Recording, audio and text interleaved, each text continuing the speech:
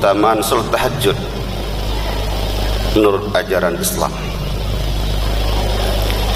Dalam Al-Quran pada surah Al-Isra ayat 79 Allah menjelaskan, a'udzubillahi minasyaitonirrajim, bismillahirrahmanirrahim, wa minal laili fatahajjad bihi nafilatan lak asa an yab'atsaka rabbuka maqaman mahmuda. Dan pada sebagian malam kata Allah, laksanakanlah tahajud sebagai suatu ibadah penambah bagimu. Asa an yab'atsaka rabbuka maqaman mahmuda. Mudah-mudahan dengan tahajud itu Allah akan angkat derajatmu tempat yang tinggi lagi mulia.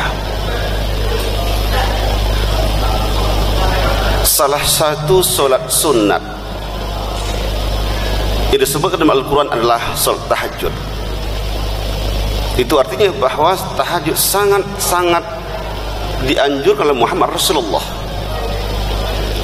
Bahkan dalam Al-Quran ditegaskan secara jelas bagaimana keutamaan yang terdapat dalam salat tahajud itu sendiri. Melalui Al-Quran dan Sunnah Rasulullah serta pendapat para ulama, sangat banyak keutamaan atau fadail, keistimewaan melaksanakan salat tahajud ini. Dalam ceramah singkat ini saya akan menyampaikan ada 7 macam keutamaan melalui melaksanakan salat tahajud. Yang pertama adalah dengan salat tahajud yang baik dan benar, insya Allah Allah akan angkat derajat dan martabat ke tempat yang mulia dan terpuji. Seseorang yang ikhlas beribadah kepada Allah, apalagi dilaksanakan sepertiga malam terakhir, sesuatu yang sangat-sangat bagus ibadah kita kepada Allah. Kalau kita logikakan, kalau di siang hari barangkali terlalu banyak yang memohon kepada Allah, tetapi ketika malam hari sepertiga malam terakhir dilaksanakan, yang sedikit orang yang bangun di tengah malam, di saat itulah dia meminta kepada Allah Subhanahu wa ta'ala. Nah, dengan demikian ketika orang bangun di tengah malam, hanya orang-orang pilihan. Sebagai kecil hanya umat Islam yang mampu tahajud di malam hari.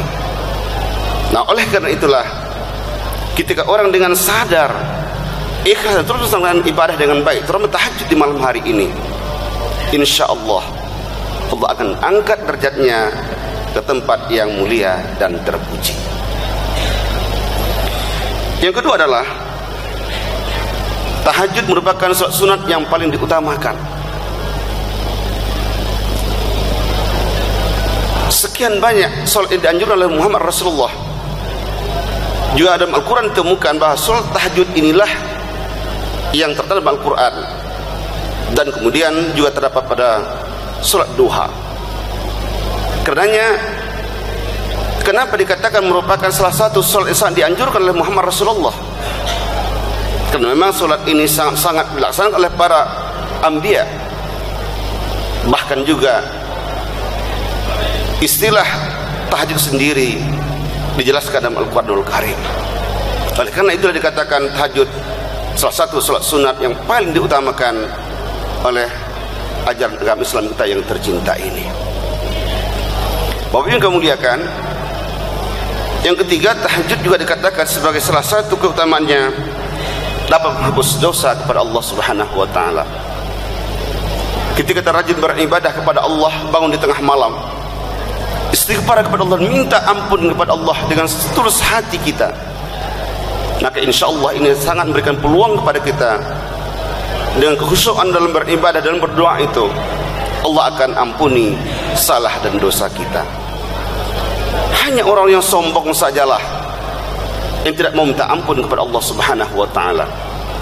Tetapi bagi orang yang merasa hidupnya penuh kesalahan dan dosa selama ini, di saat tahajud itulah, di saat doa-doa yang dilaksanakan setelah sholat tahajud itu jugalah yang paling banyak dilakukan untuk minta ampun kepada Allah. Kemudian Allah akan ampuni salah dan dosa kita karena ikhlas dalam beribadah dan juga mengharap dari Allah Subhanahu wa ta'ala. Yang keempat, keutamaan tahajud adalah doa orang yang beribadah. Doa orang tahajud itu Allah akan ijabah. Pada ayat yang lain Allah katakan, itu pada surah Al-Baqarah ayat 186, wa idza sa'alaka ibadi anni fa inni qarib ujibu da'watad da'i idza da'an falyastajibu li wal yu'minu bi la'allahum yarshudun. Kata Allah, apabila manusia bertanya kepadamu tentang aku, kata Allah, fa inni qarib, katakan ya Rasulullah kepada mereka, aku dekat dengan manusia. Dan kata Allah, aku akan mengabulkan doa-doa atau permohonan para hambaku apabila mereka bermohon dan minta kepadaku dengan dua syarat, kata Allah, yaitu fal yastajibuli wal yu'minu bi. Jika hambaku, kata Allah, benar beribadah kepadaku dan memohon kepadaku, maka aku akan ampunkan dan bahkan aku akan kabulkan doa dan permohonan mereka. Melaksanakan amal ibadah dan benar-benar beriman kepada Allah dengan tulus dan ikhlas, salah satu isyarat, kata Rasulullah, doa akan diijabah Allah Subhanahu wa taala. Nah, oleh karenanya salah satu keutamaan dalam salat tahajud ini adalah insyaallah doa kita akan diijabah oleh Allah Subhanahu wa taala. Yang kelima, tahajud dalam segi ilmu kedokteran sangat dapat diterima karena ia merupakan dapat melancarkan aliran darah manusia, terutama ketika sujud berlama-lama. Salah satu isyarat Rasulullah ketika sholat dilamakan sujudnya, karena darah mengalir ke otak dan akhirnya tidak dapat menunjukkan kesehatan bagi orang melaksanakan sholat itu sendiri, termasuk lama melaksanakan sujud itu. Oleh karenanya, kata Rasulullah, dengan tahajud ini insya Allah semakin sehat manusia atau melancarkan aliran darah bagi pelaku sholat tahajud itu sendiri. Yang keenam adalah melalui tahajud dilaksanakan dengan ikhlas dan tulus kepada Allah Subhanahu wa taala akan mampu menghilangkan kecemasan atau depresi. Salah seorang pakar di Indonesia berkata dengan psikologi dan konseling, termasuk ilmu kesehatan mental, adalah Profesor Dr. Dadang Hawari. Beliau katakan bahwa orang-orang yang melaksanakan ibadah dengan baik, termasuk tahajud di dalamnya, maka ia akan terhindar dari penyakit mental disorder atau terhindar dari penyakit mental yang rusak.